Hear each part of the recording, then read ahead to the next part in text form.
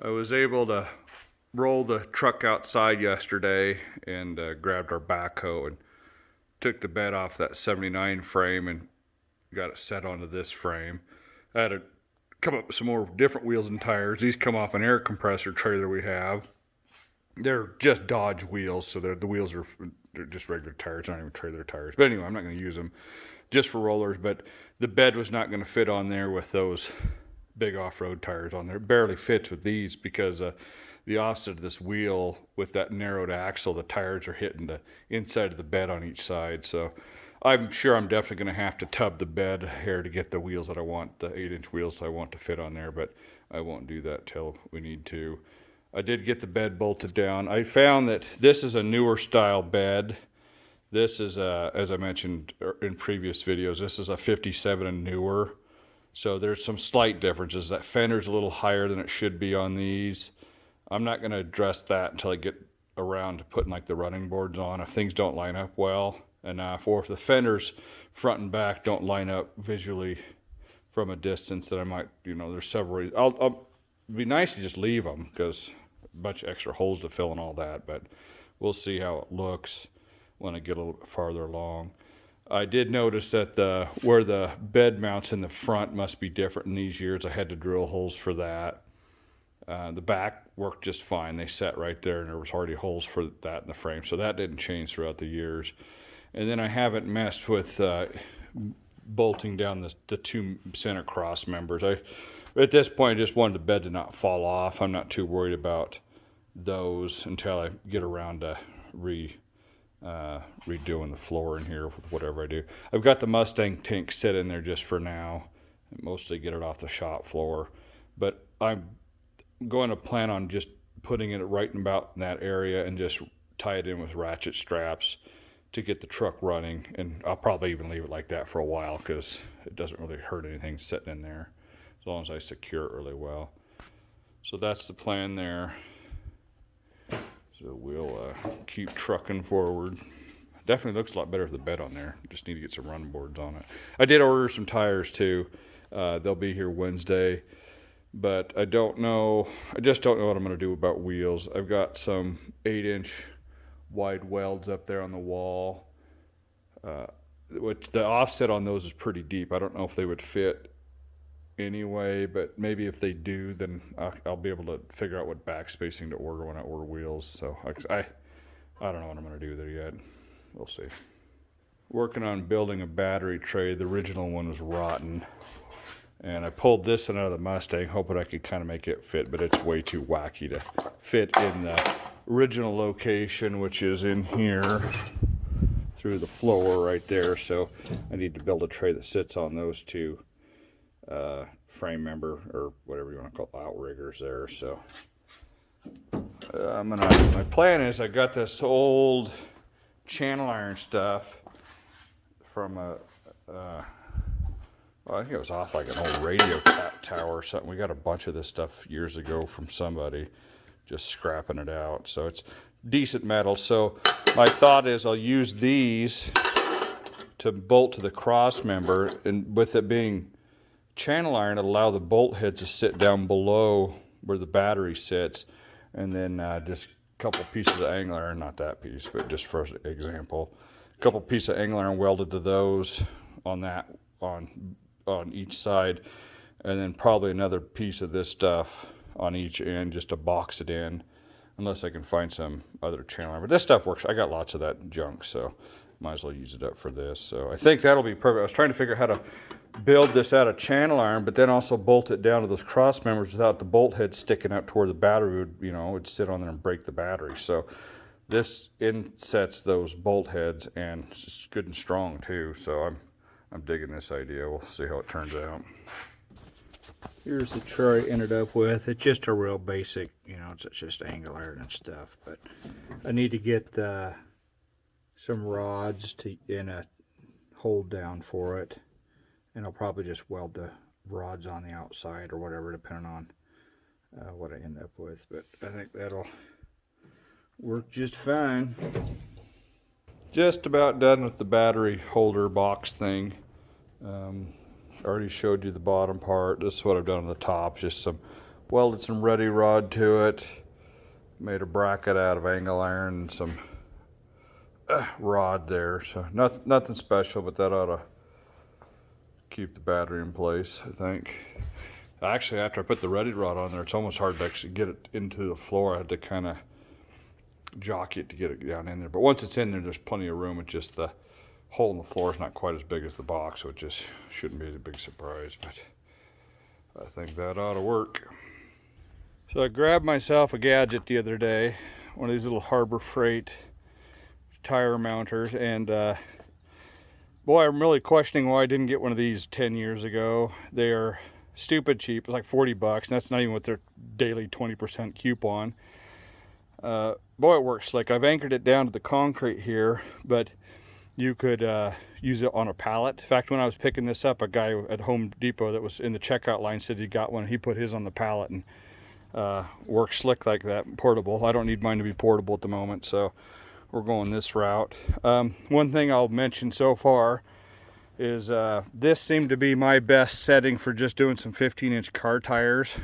These two closest pin gave that spoon a really good angle to go in there tight and unbeat it. I took off some really rotten old tire the other day. Is my first one. It's just rusted. You can see all that rust. And I threw some WD-40 in there. You either want to use that or soap and water to help lube the bead up to slip it off there. But boy, that works slick. And then it's got this tire bar here. I can demonstrate it, but you can find videos, guys just purposely demonstrating these things. There's a lot of them on YouTube, so I'll leave it up to you to search those out separately. But just wanted to say it's slick. I did add this little wood spacer, which I saw a guy on the internet did that. You put that on top of the wheel so this metal thing doesn't scratch the crap out of your wheel. I didn't do that the first time, and that metal actually gouged into the steel of the wheel, so I'll be doing it that way from now on. But I'm real tickled with it. I've mounted tires in the past, so I used to do truck tires and stuff with spoons. We had a hammer just manually. Car tires are a little harder to do that with. And heck, one of those good tire spoons, the big ones, big tire bars, they're 80, 100 bucks a piece. So buy two of those to do a truck wheel, which I don't have them. This is a lot cheaper. I do have, let me jump to that in a second. These little guys here, these small tire spoons, I just got done mounting tires on that new tire machine, or not machine, but device. And I just use these little spoons. I got these off Amazon. I don't think they were maybe 10, 15 bucks a piece. I bought them originally for motorcycle tires, but they work just fine on these car tires because the sidewalls aren't very thick. Probably work just fine on a pickup tire too. Maybe not the M55s, those Toyos have they're completely steel casing, but I think a regular light truck tire would work just fine. The tires I'm mounting up are these here. I bought some Cooper Cobras, 255/70s for the back and 215/70 for the front. And I custom ordered these wheels. Well, they're not custom made for me, but they're an oddball because they never made these kind of wheels. It's an 8-inch wheel with that Mopar center, and that's a 4.5-inch back spacing. And I got that because these will also fit on my 65 Cornet. If I decide I want to swap them over there, run stock Steelies on it, I can. I did stick it on the back already. There's the other one. And I can't get it. I can't tighten the lug nuts. It hits the inside of the bed. So that's how I got to work on next. I've got to notch this out, and I'll work on mini tubbing it down the road. But I need to at least get it notched out to get the tire on there. And I think I'll be okay. It's really tight right here on this lip. I think I'll have just enough room, but it ain't a lot extra. Gosh, I hope it fits, because I thought I was being extra careful. I was thinking 4 1/4 or even 4-inch back spacing would work. But it's hard to account for how much bulge, that sidewall bulge that comes out way past the wheel, where that's going to put you into your fender. So these can be difficult to measure your back spacing and figure everything in. And again, I thought I was being safe by doing this. I was really considering going 4 1/4 or 4-inch and push it out even farther. I'm sure glad I didn't do that. So I'll get those. And I think these wheels here will be the ones I put on the front. They've got a good back spacing, and I keep running into an issue with that center hub. I had a couple other wheels that I was going to use, and the centers are too small for them, so not going to be able to use those. They look the same, but that center hub just a hair too small.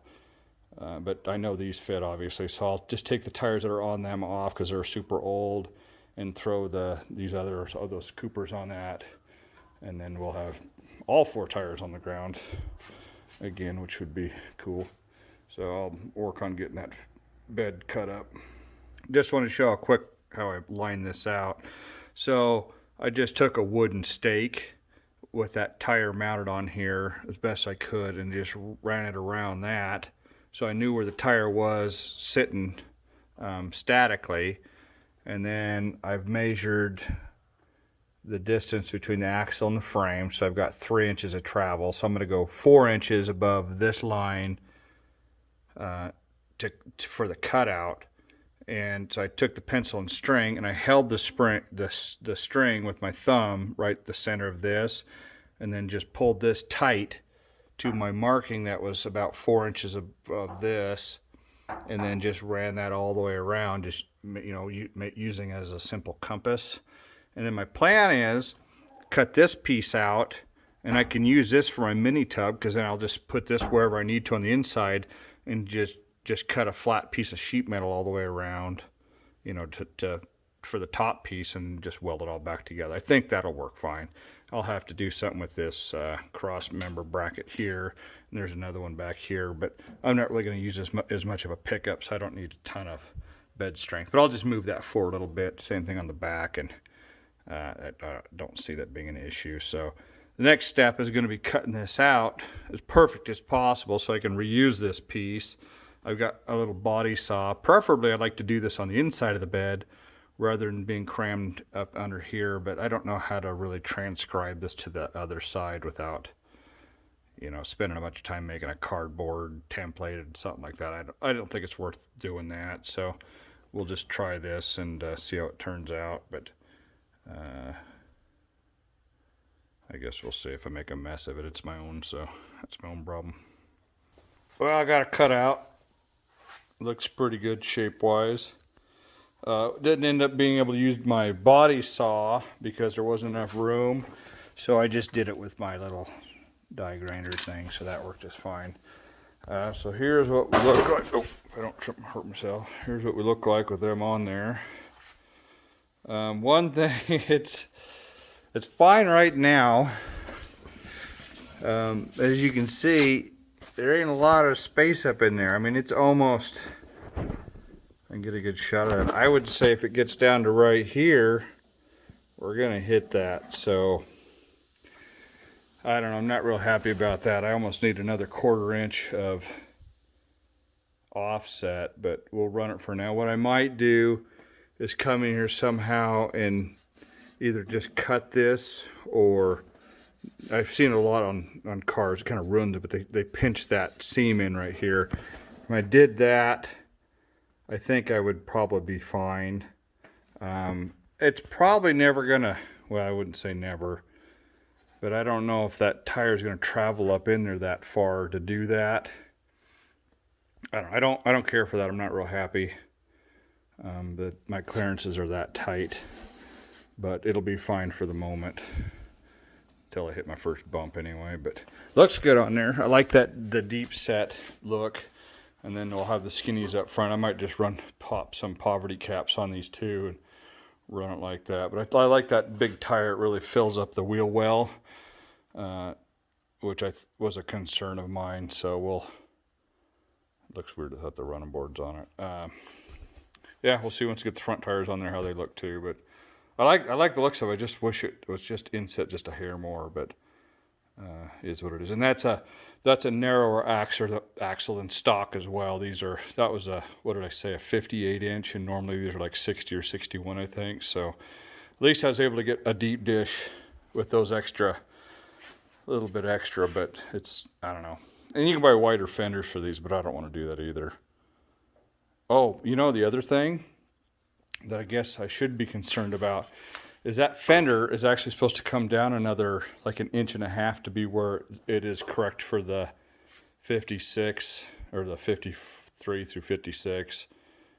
So if I end up lowering that fender down, that sidewall is going to be an issue. But I kind of wonder too if a guy can't just lightly have that fender pulled out, just give it a little bit of a, not so much noticeable, 1/4 inch bow in it maybe might be enough. Or, I might be, I don't know.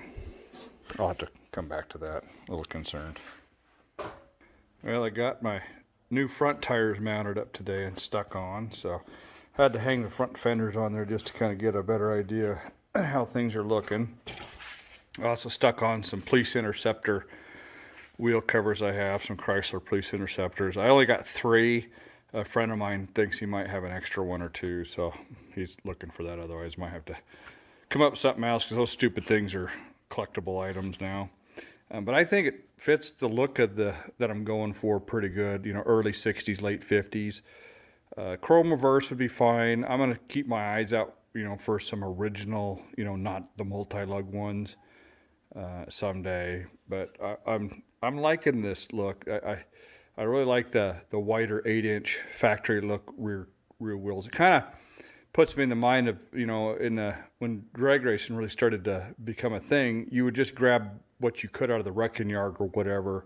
That was before aluminum wheels became available and easy to come by. I'm sure around this era they were super expensive, so this is more appropriate, I think, for the vibe the look I'm going for. So I'm pretty happy with it.